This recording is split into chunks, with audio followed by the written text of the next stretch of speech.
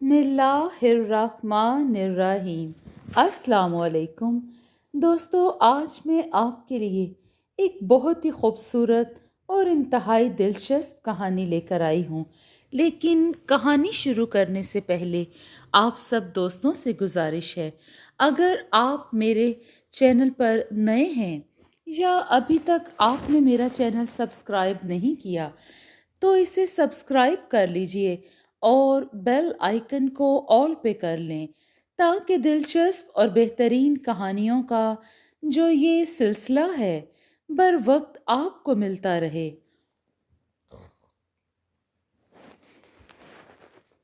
اسی کار جس میں بیٹھی صفیہ خوشی سے پھولے نہ سما رہی تھی۔ ڈرائیور نے شیشے میں دیکھتے ہوئے صفیہ سے پوچھا، چلیں؟ صفیہ نے کہا، تنگ گلیوں سے مت گزرنا، بڑے روڈ پر لے چلو۔ صفیہ کی بات سن کر ڈرائیور نے مڑ کر حیرت سے دیکھا اور بغیر کچھ کہے گاڑی سٹارٹ کی۔ 20 منٹ کی مسافت کے بعد صفیہ اپنے مقام پر آ پہنچی۔ گاڑی سے اترتے ہی صفیہ 2 کنال کے رقبے پر پھیلی عمارت کو دیکھنے لگی۔ عالی شان گیٹ کھولا گیا۔ صفیہ عمارت کے آخری حصے میں واقع رہائش گاہ کی جانب چلنے لگی۔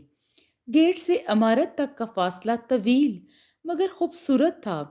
خوبصورت پتھروں سے بنائی گئی سڑک اور اس سڑک کے ارد گرد لگے پھول اور پودے عمارت کی خوبصورتی میں اضافہ کر رہے تھے۔ سڑک کے دونوں اطراف سرسبز گھاس دلکش مناظر پیش کر رہا تھا۔ پانی کے فواروں سے بہتا پانی پودوں کی تہوں پر بیٹھی شبنم قطروں کی مانند لگ رہا تھا۔ فن تعمیر کے کئی عکس اس عمارت میں قابل دید تھے۔ صفیہ کی نظریں ابھی کئی دلکش مناظر دیکھنے کی طلبگار تھیں، مگر اس کا اگلا قدم داخلی دروازے کے باہر تھا۔ وقت دیکھ رہی ہو تم؟ بڑے صوفے پر بیٹھی مالکن نگہت بیگم نے کہا تو صفیہ بولی، جی بس دیر ہو گئی آنے میں۔ آپ کو تو پتہ ہے نا نورے کی حالت کا، اور شمشاد پتر بھی سویرے کالج جاتا ہے تو گھر کے کاموں میں دیر ہو جاتی ہے۔ صفیہ کی بات سن کر نگہت بیگم بولی، کیا کر لے گا وہ پڑھ کر؟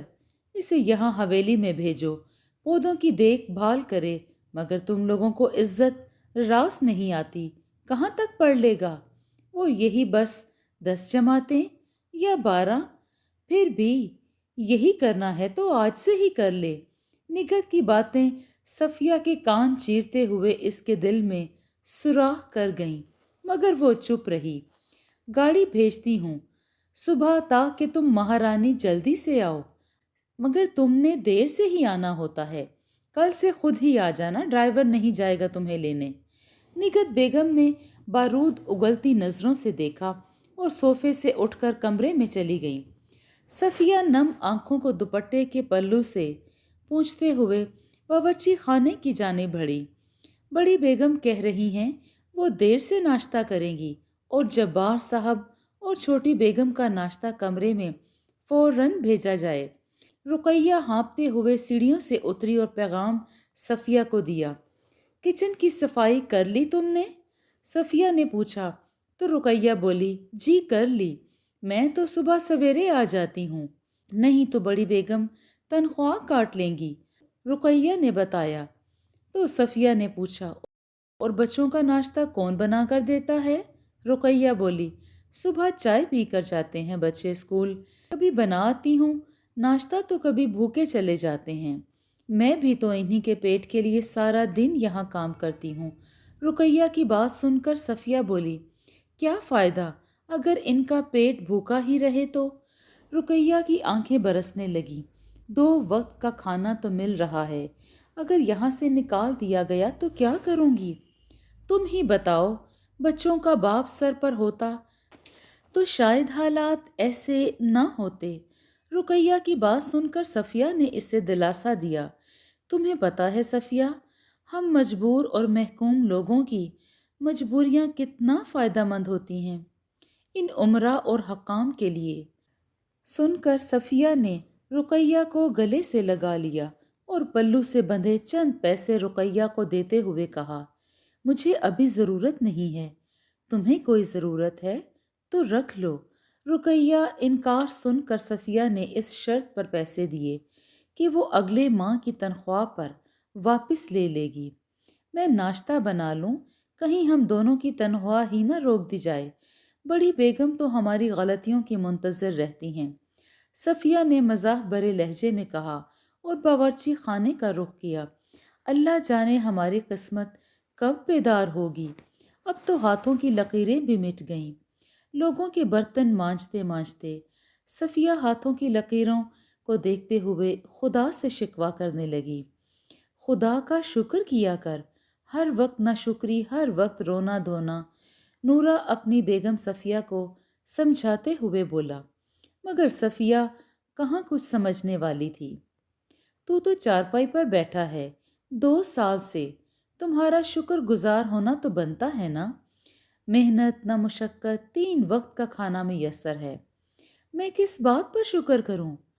صفیہ نورے کی کٹی ٹانگ کو دیکھتے ہوئے بولی تو پاس بیٹھے شمشاد نے ماں کو ٹوکتے ہوئے کہا، اماں کیوں ابا کو تانا دیتی ہے؟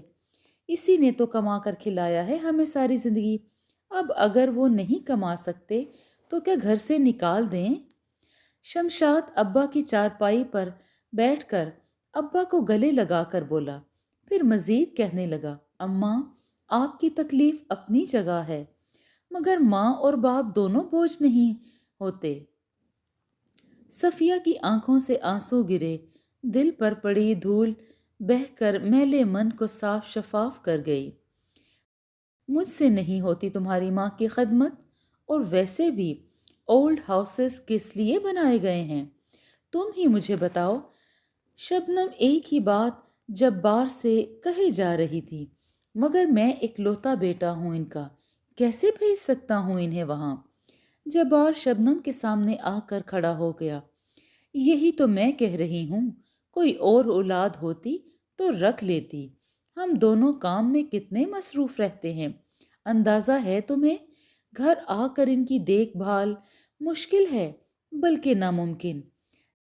شبنم نے جبار کے کندھوں کو نرم ہاتھوں سے پکڑتے ہوئے مروت بھرے لہجے میں کہا تو جبار ہم کہہ کر سامنے صوفے پر جا بیٹھا۔ کچھ دیر سوچتا رہا، پھر بولا، ٹھیک کہہ رہی ہو تم، شاید یہی مناسب رہے گا۔ تو پھر ٹھیک ہے، صبح امی کو وہیں چھوڑ آتے ہیں، 1 ہفتے بعد جا کر مل لایا کریں گے انہیں۔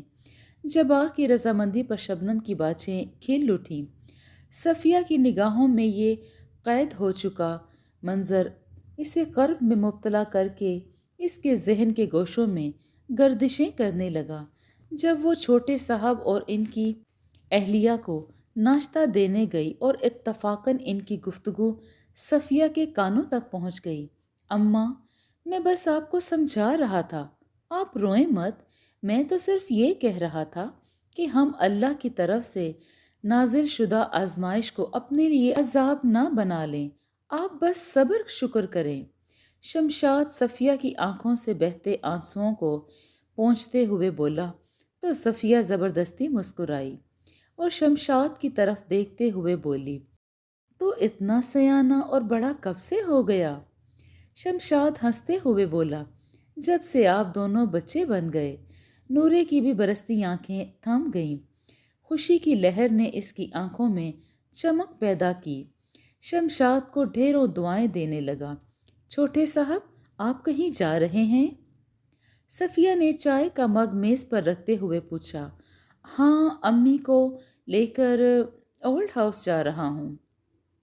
امی جان کی دیکھ بھال وہاں بہت اچھے سے ہوگی، شبنم بھی سارا دن آفس میں ہوتی ہے اور میں بھی، ہم ان کی دیکھ بھال نہیں کر پاتے۔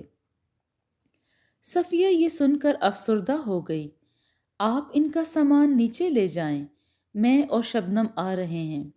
جبار نے سوٹ کیس صفیہ کو تھماتے ہوئے کہا۔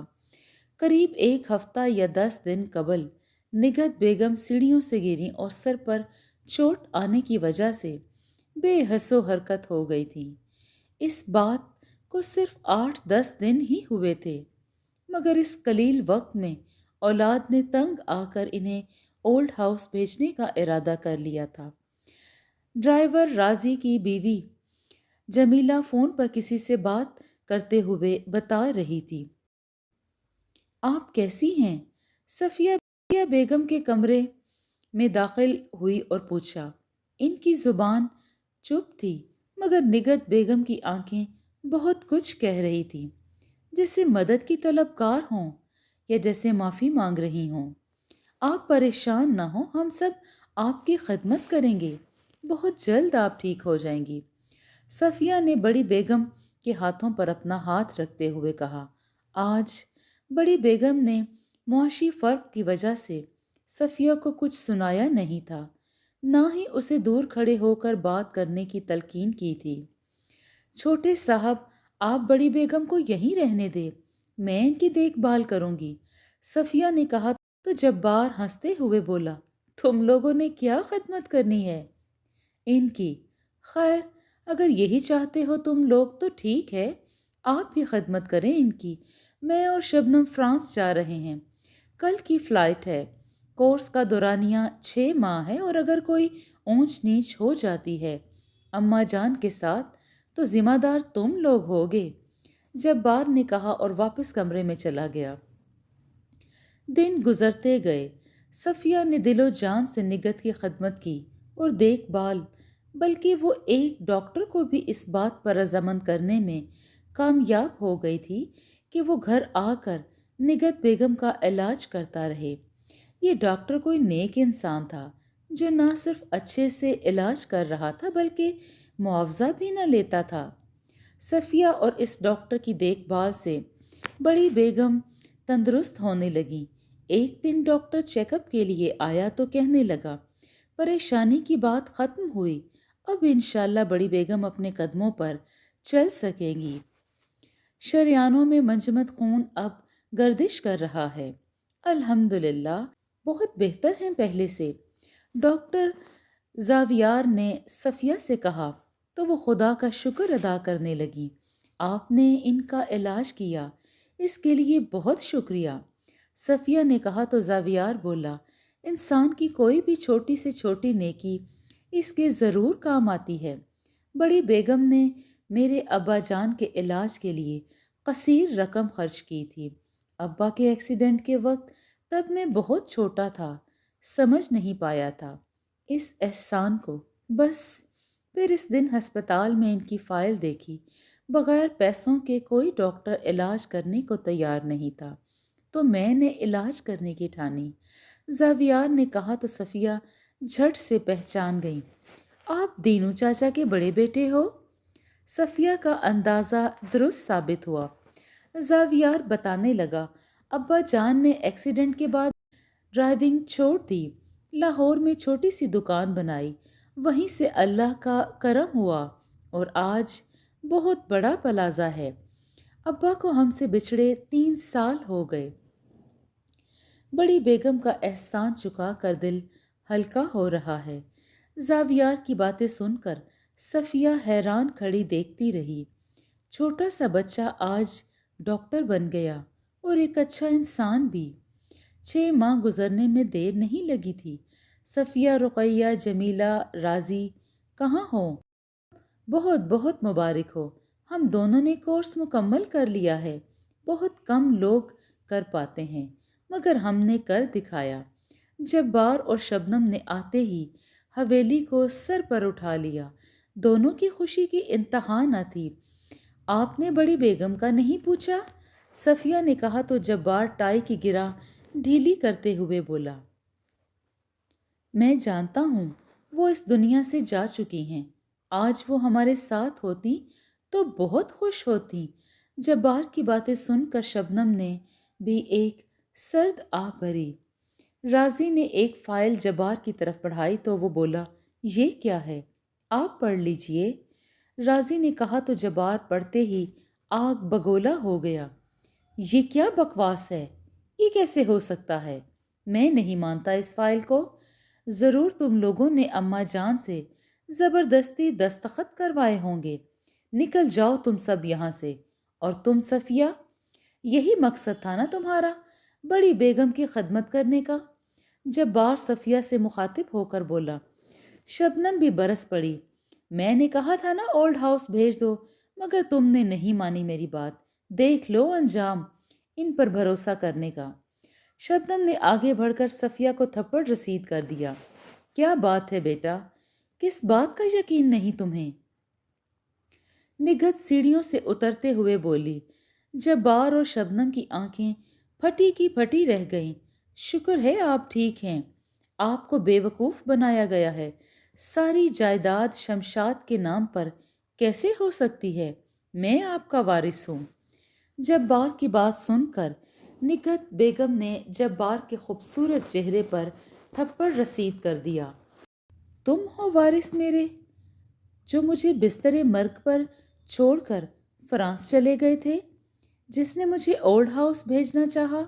मेरे वारिस ये सब है, और जायदाद भी मैंने इन अपने ही वारिसों में बांट दी। तुम और तुम्हारी अहलिया यहाँ से जा सकते हैं। निगत बेगम का हतमी फैसला सुनकर जब्बार फूट फूट कर रोने लगा। मैंने इतनी तालीम हासिल की, इतनी डिग्रियां ली, मगर अपना कारोबार कैसे बनाऊंगा? मैं कहाँ जाऊंगा?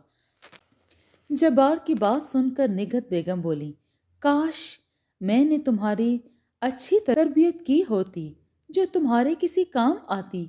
कोई भी डिग्री या कोई भी आला तालीम तुम्हें तरबियत याफ्ता न बना सकी। निगत मजीद बोली, ये उम्र बीवी के मेके गुजार लो और बुढ़ापे में ओल्ड हाउस चले जाना। निगत ने दोनों को बाहर निकालने का हुक्म दिया और इनके हुक्म की तामील बर वक्त कर दी गई। शमशाद और सफिया की नेक नियति और इनके सब्र का फल इन्हें मिल चुका था।